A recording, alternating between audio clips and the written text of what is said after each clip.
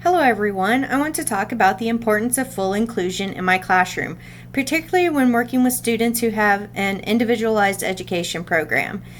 Inclusive education is not just about placing students with special needs in the general education classroom. It is about creating an environment where all students can thrive.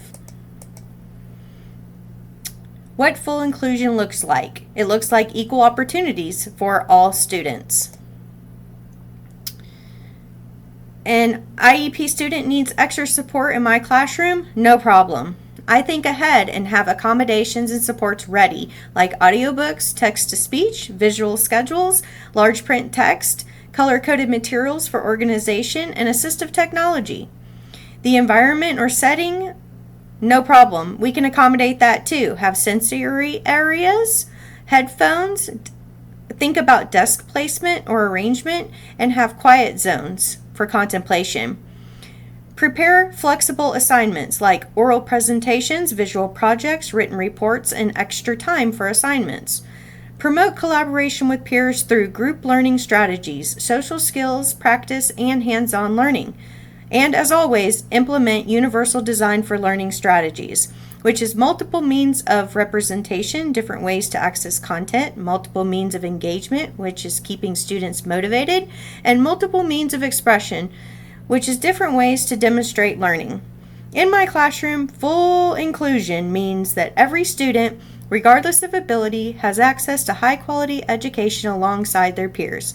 Research shows that inclusion education benefits all students, not just those with disabilities. When students with special needs learn alongside their peers, they develop higher self-esteem, better social skills, and stronger academic outcomes.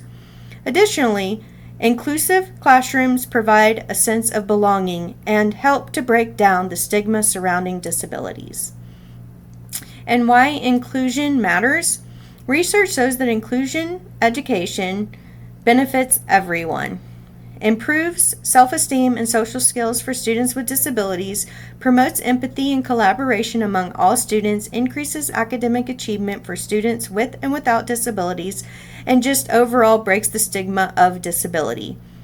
It avoids segregation and isolation of students with special needs and encourages a sense of belonging and community in the classroom. The challenge of labeling. Is it helpful or is it harmful? Well, labeling can be misused and create unintended consequences. Students may internalize disability labels and it lowers their self-expectations.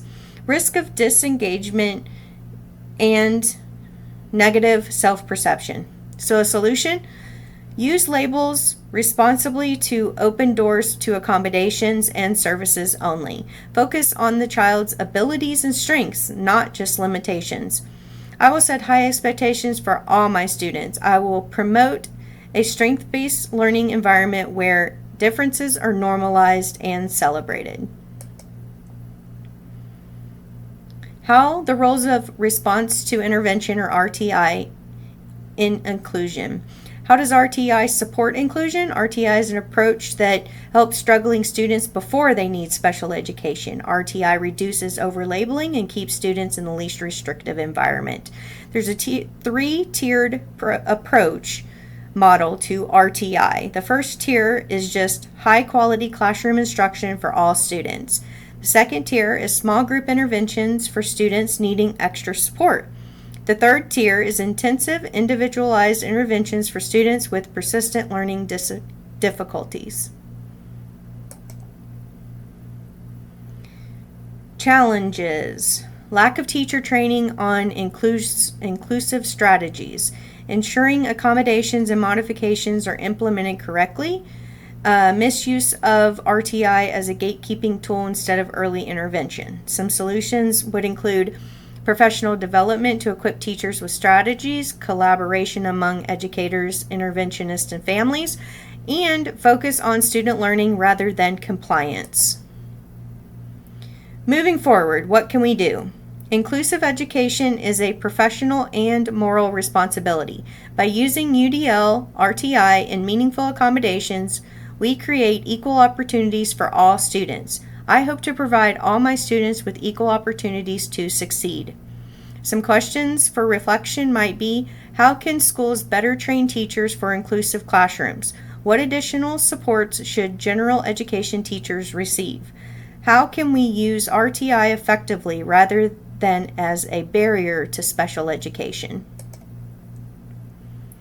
Thank you for watching, and I'm looking forward to your thoughts as well.